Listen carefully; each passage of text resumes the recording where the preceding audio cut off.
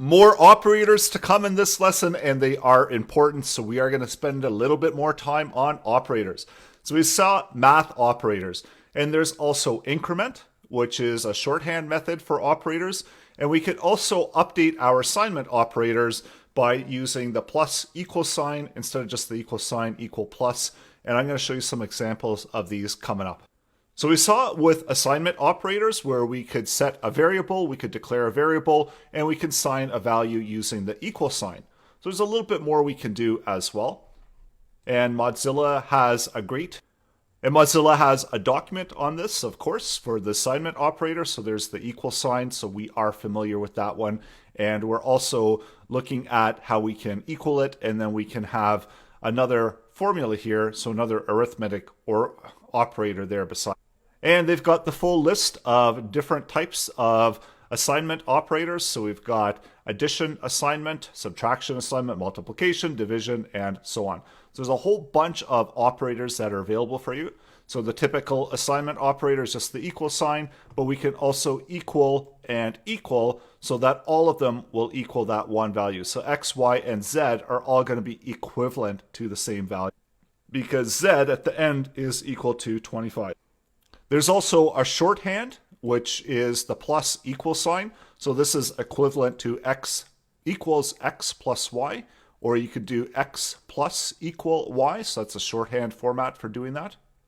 And they've got some examples here of those. And we can also do a number plus a string, and this is just concatenation. So JavaScript takes care of the data type. X equals X minus Y, or we could do X minus equal Y, so it's the same thing, and some additional examples of that. And of course, we can't subtract strings as we saw before, so that's where we get that non again, so non, not a number. There's also multiplication, same format, and also division, where we can do the assignment division and shorten that as well. And that will definitely keep you busy trying out all of those examples. So we did see that we did have a shorthand method, and we also have the ability to increment, so plus plus, minus minus, and that's equal to X equals X plus 1 or X equals X minus 1. Comma B, comma C, comma D, but we can also assign values as we're declaring them, and we can assign multiple values at one time to variables. So now we have an interesting challenge for you in this lesson, and that's to take the code and determine what the output of the code will be. So what's going to be output in the console. So try out some of the different operators, try out some of the different combinations, and see what you can get as the solution to this code. Number is going to be equal to 5. Second number is going to be equal to 10. Variable A equals 5 plus 5. We're going to see that A has a value of 10, of course. And now if we take A and if we equal it to A plus 10, then that's going to return back the value of A at 20. Or we could do A and plus equals another 10, and what do you think the value of A is going to be? If you said 30, you are correct.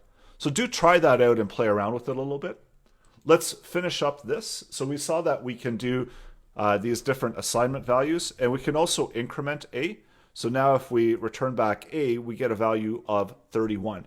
And notice that the response is still at 30 because we're responding back the value of A, so we haven't done the increment quite yet. And that's the same thing if we do A minus minus. We're still at 31, but when we look at the value of A, it's 30. So keep that in mind that we're only seeing that as the response.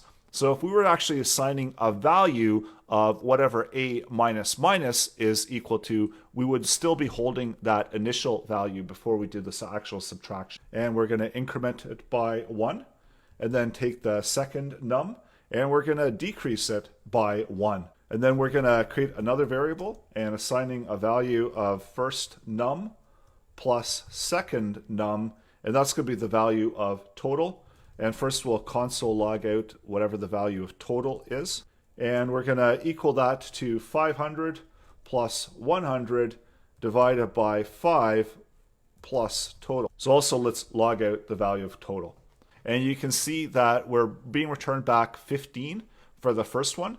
So what's happening here is that first number is 5, second number is 10. We're adding 1 to first number, so getting back 6. And then we're subtracting 1 from second number, so we're getting 6 plus 9. And that's leaving our total of 15. So if you type those in, first number, we've got 6. Second number, we've got 9. And that's where we're getting the 15.